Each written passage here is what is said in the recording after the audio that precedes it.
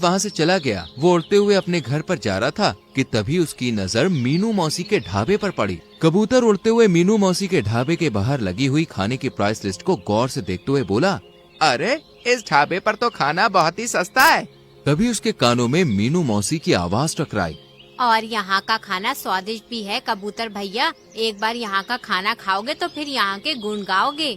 एक तुम हो मीनू मौसी जो ग्राहकों से कितनी तमीज से बात कर रही हो, और एक वो हैरी चूहा है जो रेस्टोरेंट खोलकर ग्राहकों से बदतमीजी करता है और खराब खाना बेचता है।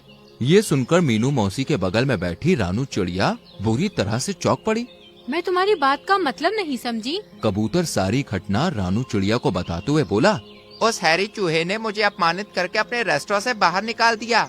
ये तो बहुत ही गलत किया उसने। उसकी हिम्मत कैसे हुई तुमसे ऐसे बात करने की।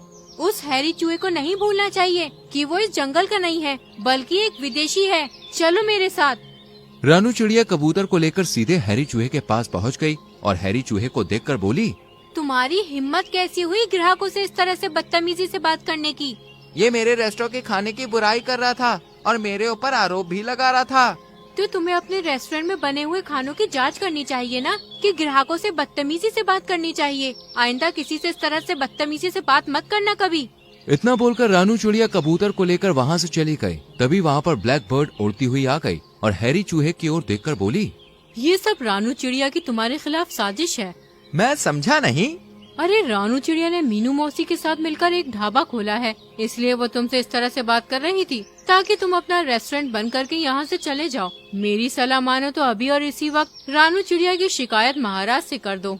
अरे नहीं नहीं, मुझे इस बात को आगे नहीं बढ़ाना। मूर्ख हैरी, मैं जानती हूँ कि तुम अपने खाने में बहुत ही घटिया तेल इस्तेमाल करते हो। अगर ये बात रानू चिड़िया को पता लग गई तो महाराज से तुम्हारी उल्टी शिकायत कर देगी और महाराज तुम्हें धक्के देकर यहाँ से बाहर निकाल देंगे क्योंकि वे रानू चिड़िया की बहुत बात मानते हैं। ब्लैक बर्ड की बात सुनकर हैरी चूहा बुरी तरह से घबरा गया और बोला, ये बात तुम किसी को नहीं बताना कि मैं घटिया तेल इस्तेमाल करता हूँ। मुझे अपना दोस्त ही समझो। मैं अभी इसी वक्त रानू चिड़िया के खिलाफ महाराज के कान भर देता हूँ। हैरी चूहा दौड़ते हुए तुरंत ही शेर के पास पहुँचा और बोला, महाराज, आपकी सलाहकार रानू चिड़िया मीनू मौसी के साथ मिलकर एक ढाबा खोल रही है। उन्होंने आपको बताना तक मुनासिब नहीं समझा और तो और रानू चिड़िया कुछ देर पहले मुझसे बहुत बदतमीजी करके भी गई है। शेर चूहे को बहुत ही गौर से देखते हुए बोला, तुमसे किसने कहा कि मीनू मौसी ने ढाबा खोलने के बारे में मुझे नहीं बताया? हैरी चूहा शेर की बात सुनकर चौंकते हुए बोला, मैं आपकी बात का मतलब नहीं समझा महाराज। हैरी की बात सुनकर शेर क्रोधित अवस्था में बोला, मतलब ये कि कुछ देर पहले मीनू मौसी यहाँ पर आई थी और मुझे बताया कि तुम मेरे जंगल के प्राणियों को खराब खाना बेच रहे हो जिसकी वजह से उनकी तबीयत खराब हो रही है, और इस बात की गवाही मुझे कबूतर ने खुद दी है। महाराज, वो कबूतर झूठ बोल रहा है। कुछ देर पहले मैं उसके परिवार को देखकर आया हूँ, वो सबके सब बीमार हैं और जंगल के पक्षियों ने भी मुझे यही बताया कि वो सब कल तुम्हारे रेस्टोरेंट में खाना खाने के लिए गए थे। अब अपने मुंह से सच्चाई उगल दो, नहीं तो मुझसे बुरा कोई नहीं होगा।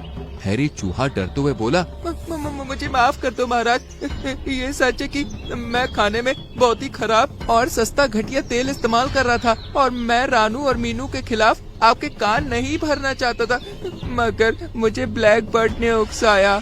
यहाँ से अपना रेस्टोरेंट लेके चले जाओ। हमें विदेशी लोग की और विदेशी रेस्टोरेंट की कोई आवश्यकता नहीं है। जब हमारे खुद के जंगल में हमारी मीनू मौसी ढाबे पर अच्छा खाना बना के तैयार कर सकती है तो तुम्हारा कोई काम नहीं। हैरी चूहा मुंह लटकाकर वहाँ से चला गया। तभी वहाँ पर मीनू मौसी और रानू चिड़िया आ गई। रानू चिड़िया मीनू मौसी की ओर देख के बोली, आपको कैसे पता था मीनू मौसी कि हैरी चूहा मेरी शिकायत करने महाराज के पास आएगा? जब तुम गुस्से से कबूतर को हैरी चूहे के पास ले गई थी तब मैंने खामोशी से तुम्हारा पीछा किया, और जब तुम हैरी चूहे से गुस्से से बात कर रही थी तब मैंने देखा कि ब्लैक बर्ड तुम्हारी बात चुपके से बड़ी गौर से सुन रही थी। मैं समझ गई थी कि तुम्हारे जाने के बाद ब्लैक बर्ड हैरी चूहे को तुम्हारे खिलाफ जरूर भड़काएगी और उससे तुम्हारी शिकायत महाराज से करने को बोलेगी, और इससे पहले महाराज उसकी बातों में आकर तुम्हें गिरफ्तार करते। मैंने सारी हकीकत हैरी चूहे की यहाँ पहुँचने से पहले ही महाराज को बता दी थी। और हैरी चूहा अपने ही खेल में मात खा गया। उसे पता ही नहीं था कि ढाबा खोलने से पहले तुमने मुझसे इजाजत ली थी। तभी रानू चिड़िया मुस्कुराते हुए शेर से बोली, महाराज, सच तो ये है कि मुझे भी नहीं पता था। मीनू मौसी रानू चिड़िया की ओर देखकर मुस्कुराते हुए बोली, तुम्हें तो पता होना चाहिए रानू चिड़िया कि मैं कोई भी काम महाराज से पूछे बगैर नहीं करती, तो फिर मैं ढाबा महाराज से पूछे बगैर कैसे खोल सकती थी?